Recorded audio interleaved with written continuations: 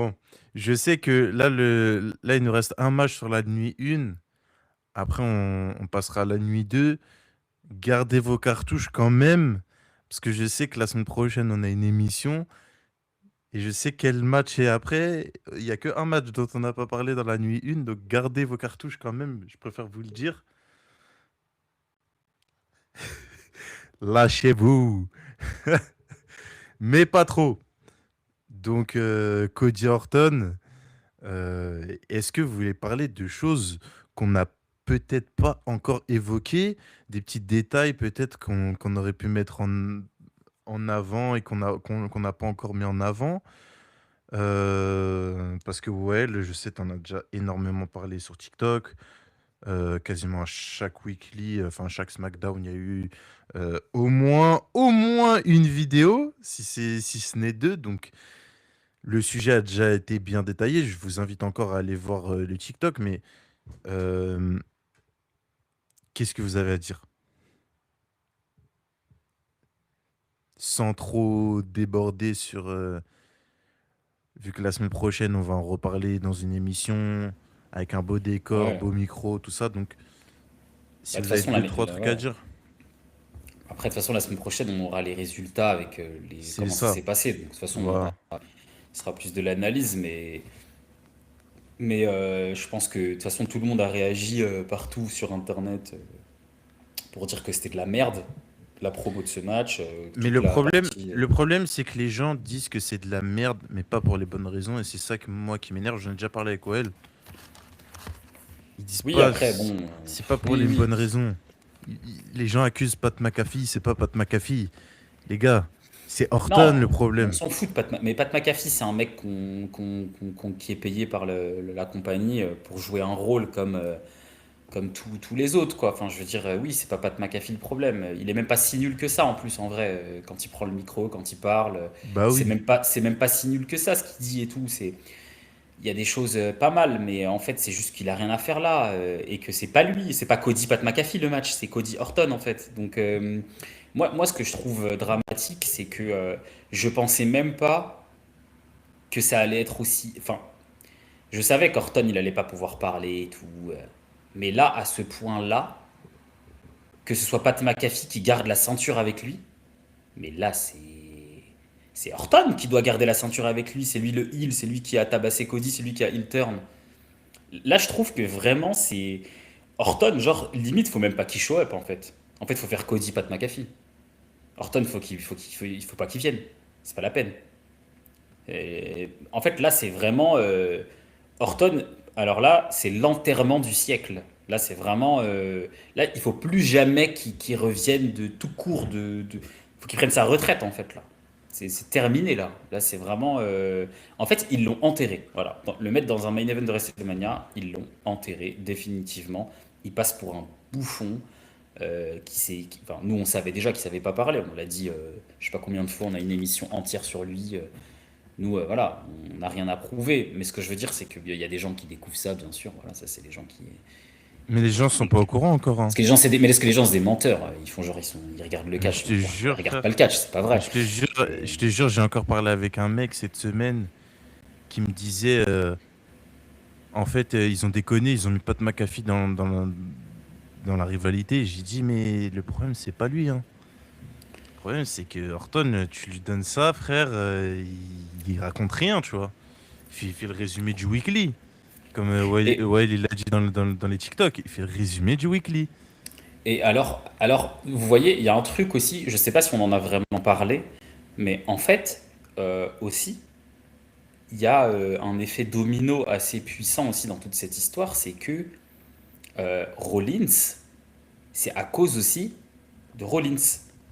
Parce que si on reprend en arrière, si lui là aussi il fait pas le mongol à faire le prouveur contre Cody en plus, il se blesse pas, on n'a pas tout ça parce que en fait ils ont fait tout ça pourquoi? Juste pour faire revenir Rollins, pour que Rollins il intervienne dans le chamber, pour qu'il distrait l'autre, pour que l'autre puisse mettre son RKO, pour que en fait toute cette histoire elle match avec ça aussi. Et en fait ces connards de mid-carder là, parce qu'en fait Orton, Rollins c'est des mid-carders en vrai de vrai. C'est en vrai trois quarts de leur carrière on l'a déjà dit c'est de la mid-card.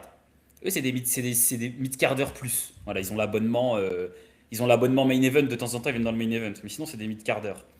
Ils prennent Et que en quand il y a gros, des gros matchs.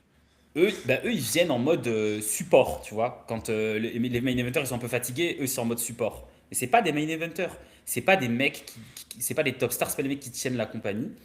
Et eux, ils sont venus parasiter là le main event et ils sont venus tout gâcher. Et là, aujourd'hui, le résultat, c'est que Rollins, il est en mid-card comme un clochard.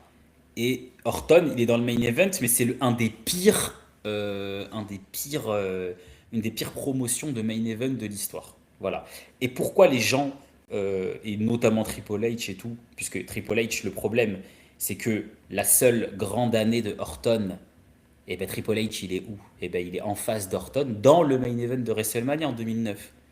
Donc en fait, lui, je pense dans sa tête, il croit aussi que Orton, c'est un bête de main eventer. Parce qu'il a vécu ces grandes années. Mais cousin, en fait, il est nul. C'est Orton, il est nul. Et en fait, il a fait une année, un bon truc, une bonne promotion de WrestleMania, parce que c'est vrai que c'était très hypant et tout, les trucs avec Vince, avec Stéphanie, blablabla. Mais c'était une fois. Il l'a fait une fois dans sa carrière. Donc tu vois, bénéfice du doute, tu fais une fois un bon truc, ou tu peux pas dire que t'es un GOAT, tu l'as fait une fois, tu vois. Et en fait, depuis, il graille sur ça. Orton, il graille sur 2009. Le gars graille sur 2009. C'est, on dirait Benjamin Pavard avec sa demi-volée, frère. Il graille sur ça depuis 15 ans. Et les gens, ils sont là en mode Randy Orton, Randy Orton. Mais frère, il a fait que ça. Cody, ça fait 4 ans, il charbonne. Il a fait deux fois Reigns, dont un avec Final Boss, je sais pas quoi. L'année dernière, il fait Cena. Que des trucs solides, des promos solides, tout est carré. Et là, cette année, qu'est-ce que tu veux qu'il fasse? Il a fait son maximum, hein. Là, Cody, il est dépassé, là. Je pense dans sa tête, il est en dépression, Cody. Il est en dépression. Je pense. Je sais pas ce qu'ils vont faire, je sais pas ce qu'ils vont sortir. Après, Cody, main event, hein. Cody, tranquille, il est main event avec sa ceinture et tout. Mais là, TKO, je sais pas quoi. On a déjà eu la story TKO, les gars. Et la dernière fois, c'était avec Final Boss. C'était Dwayne. C'était le vrai mec du board. Donc arrêtez avec votre truc de TKO, ça marchera pas. Et, on l'a eu il y a 2 ans et c'était le plus grand WrestleMania de l'histoire. C'est fini. Donc changez de disque et arrêtez de nous faire croire que. Pareil, un autre truc aussi, c'est pour ça que je vous parlais de Triple H tout à l'heure. Ce connard, il nous fait croire que, en gros, les catcheurs, ils sont contre TKO, ma bite. Tout ça là, c'est une storyline. Pour ceux qui n'ont pas compris, là, les gens là d'internet là, si vous n'avez pas compris, je vous explique. Tout ça là, c'est storyline. Reigns qui parle, c'est storyline. Cody, même quand il dit oui, quand il critique pas, c'est storyline, les gars. Tout ça, c'est bouquet. Il y a personne, vu comment ils mangent grassement tous là, il y a personne qui va oser dire un truc. Parce que sinon, en fait, c'est simple. Si c'était le cas, Drew, il aurait dit, moi, je perds pas ma ceinture, j'affronte pas Jacob Fatou, je suis pas une pute. Moi, je fais pas ça. Moi, je fais pas ça. Voilà. Ça se serait passé en interne, personne n'aurait su, ça aurait fait des embrouilles et c'est tout. Voilà.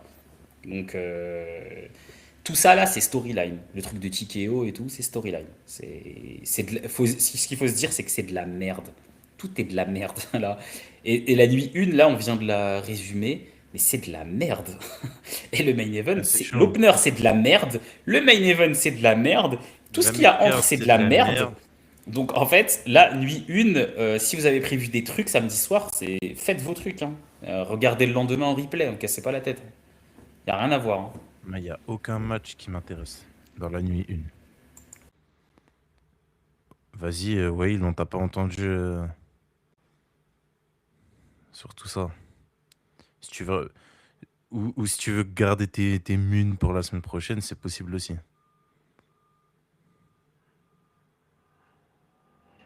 Ok, j'ai capté. Je crois qu'il y en a un qui veut que Orton y perde.